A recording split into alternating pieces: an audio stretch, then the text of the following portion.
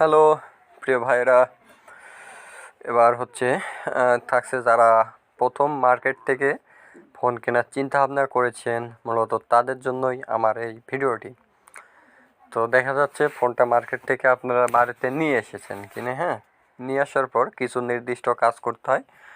কারণ আপনি তো জানেন না ফোনটাতে কী কী সেটিং আছে এবং কী কী কাজ করা লাগে। তো তাই আমি আজকে আপনাদেরকে ডিটেলসে সব কিছু বোঝানোর চেষ্টা করব, হ্যাঁ। তো আপনার যারা আমাদের চ্যানেলে সাবস্ক্রাইব করেনি প্লিজ করে নেবেন, হ্যাঁ।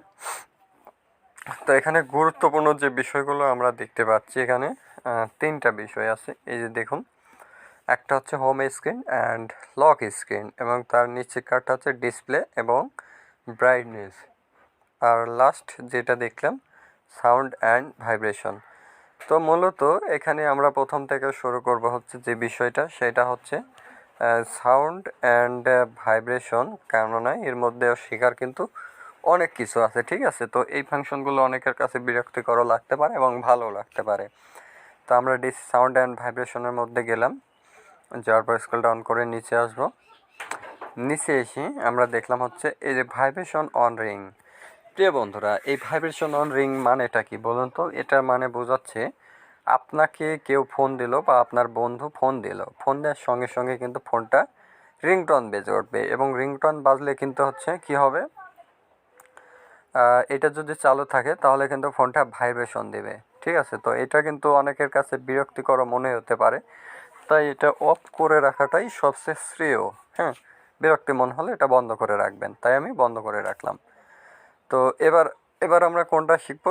এবার আমরা কিন্তু শিখেছিলাম হচ্ছে সাউন্ড অ্যান্ড ভাইব্রেশন। তো এবার আমরা আলোচনা করব ডিসপ্লে এবং ব্রাইটনেস। চলুন ডিসপ্লে এবং ব্রাইটনেসের মধ্যে। তো এখানে নিচে আসবো না, আমাদেরকে উপর থেকেই কিছু শিখতে হবে। উপরে হচ্ছে আমাদের এই ডান সাইডে কর্নারে দেওয়া আছে দেখুন ডার্ক মোড, এবং বাম পাশে হচ্ছে এটা হচ্ছে লাইট মোড। তো এই যে ডার্ক মোড, এটার মানে কি বলুন তো? এটা হচ্ছে এই যে দেখুন আমার হাতের ফোনটি কত সুন্দর ব্ল্যাক মোড হয়ে গেছে, মানে কালো রঙের। তো এটা হচ্ছে অনেকের কাছে ব্যবহার করা অনেক সুন্দর লাগে এবং ভালো লাগে, ঠিক আছে। তো তাই এই সিস্টেমও করে রাখতে পারেন, ঠিক আছে। তো এই যে দুইটা বিষয় কিন্তু অনেক গুরুত্বপূর্ণ।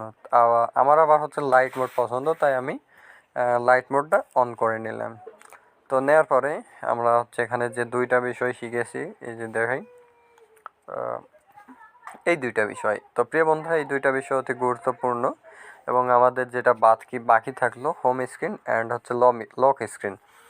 তো আমরা ইনশাল্লাহ হোম স্ক্রিন এবং লক স্ক্রিনটা এই দুইটা সাবজেক্ট নিয়ে আলোচনা করব পরবর্তীতে। তো ভিডিওটা কেমন হলো আপনাদের কাছে আর কেমন উপকারে আসলো তা অবশ্যই কমেন্টের মাধ্যমে জানাবেন, এবং যদি ভালো লাগে তাহলে কিন্তু প্লিজ একটি লাইক দিতে ভুল করেন না। আর সবাই ভালো থাকুন, সুস্থ থাকুন, সবসময় যেন আপনাদের জন্য সুন্দর কিছু করতে পারি এই প্রত্যাশা ব্যক্ত রেখে শেষ করছি। অসংখ্য ধন্যবাদ।